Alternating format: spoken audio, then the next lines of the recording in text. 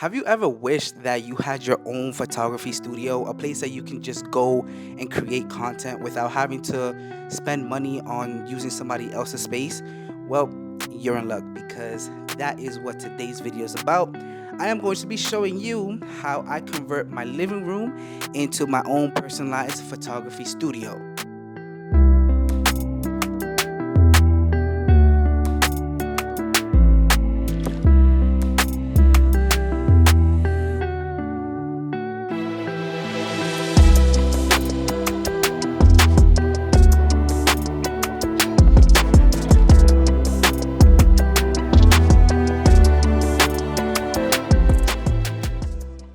So usually when I'm changing up my whole setup, I like to just throw everything out of the way so that I'm able to roll down my backdrop.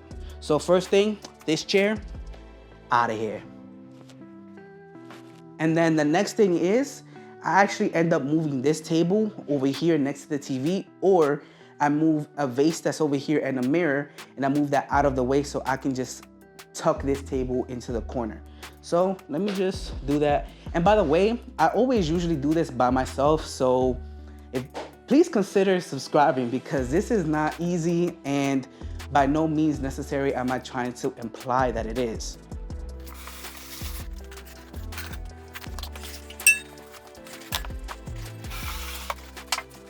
And then with this mirror, I actually like to put it somewhere where the model or the person I am working with can see it, because let's say I roll down the backdrop and they're standing right here, then they can at least see themselves and then adjust accordingly. So yeah, with this couch, it's usually an interesting choice because I either put it over there closer to the dining table or I just move it to the TV. I think for this specific example, I'm just gonna move it over next to the TV because it's a lot easier and it will not affect how long or how far out I can bring down my backdrop.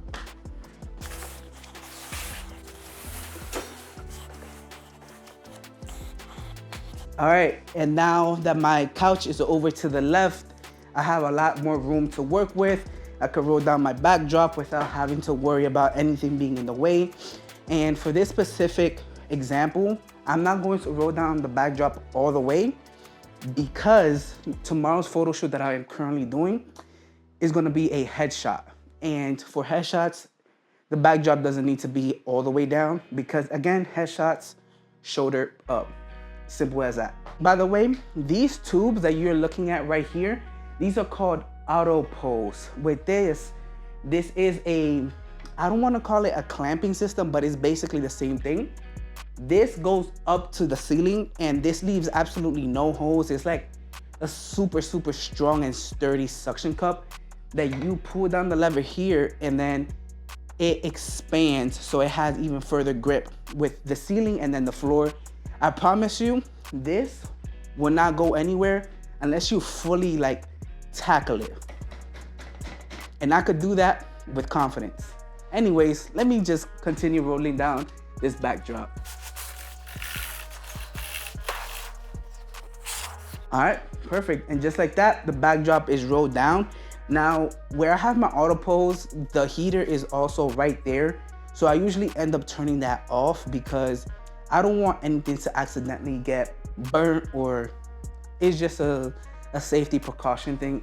So let me actually go and turn that off now. All right, cool. Now that I have my backdrop rolled down, everything is clear out of the way. I usually draw up a little X or I put tape on the floor. This is where my model is going to be standing at. This is where is the most ideal spot for people to stand at. Because I'm going to be using an 85mm lens or my 24-105, I am just gonna test that first and then build around that. So the next step after that would be just to get my lighting set up. And for this, I'm going to be using a Godox 8400, which, give me 1 second, I'll show you that right now. This is the flash that I'm going to be using as my main light. This is the Godox SK402V.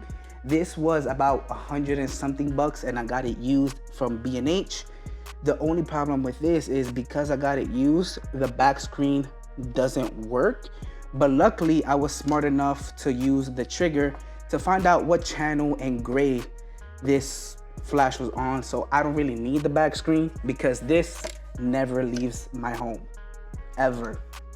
So first thing I'm gonna do is, because this is a heavier light, I'm actually going to put this up on a C-stand instead of a regular stand. And this right here is the C-stand that I use. This C-stand specifically, I believe is by Newer, but do not quote me on that.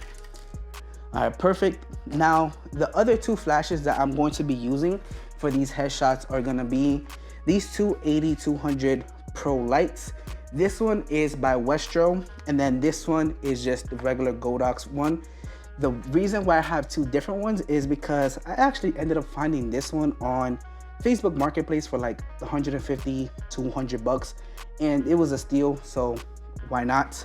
So let me go and set these two lights up, and yeah. All right, so now this is a S bracket, and this is where I end up putting my actual flash in through. And then I have to make sure that it's not upside down, because I actually tend to put this upside down a lot more times than I like to admit. But basically I come here, I make sure that this is really nice and secure. There we go. All right, nice and tight. And now this is not going anywhere. So now I attach this to the stainless steel stand that I have.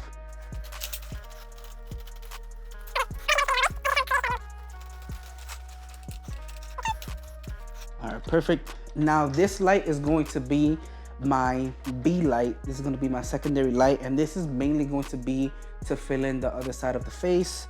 I'm also going to be putting a modifier on this to make the light even softer than it already is. I say that I hesitate when I say that because the light isn't actually as soft, but when you pair it up with something like this little mag mod looking attachment, then it diffuses the light a lot more. For this specific headshot, I won't be using this. I will be using a bigger diffuser. And I'm actually going to move this closer to you guys so you can truly see how I put this on. So this light comes with a system called Bowen's mount, which is this system right here where it has this little 3 prongs. And this is like arguably the best system that there is. And that's the end of it, honestly. It's just the best system. So now we take this modifier and we put it onto the flash. And just like that, the modifier is on. Everything seems to be good. I'm going to be moving this into place so that when the model gets here tomorrow, then I don't have to worry about setting anything up. I may have to just adjust the lighting in the morning, but apart from that, I don't have to do anything else as far as like moving furniture around. Now I'm going to set up my third light. Now for whatever reason, I don't have an extra S bracket. I did before, but it ended up becoming too loose and I just didn't feel safe using it anymore. But what I end up using for this is actually a attachment that I can put on the flash. At the top, it usually comes standard with these type of lights, but I'm actually not gonna set this light up until tomorrow until I need it for sure. But this is the whole setup, guys. I'm gonna adjust this and make it look nice for you guys to do a little B-roll or whatnot. But yeah, this is really how simple it is. I'm gonna be showing you an actual clip of me up against the white backdrop so you guys can see how it is. But other than that, that's the whole setup. If you want and if you like, consider subscribing. Rate my setup from rate my setup from 1 to 15. Super random number, but hey, you're just gonna have to deal with it. All right, and yeah.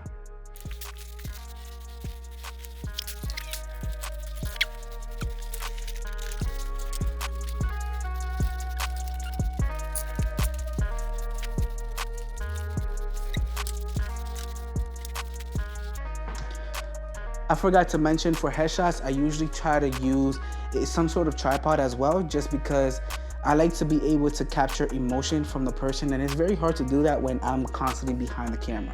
So that's another tip for you if you ever plan on doing a couple headshots in the future.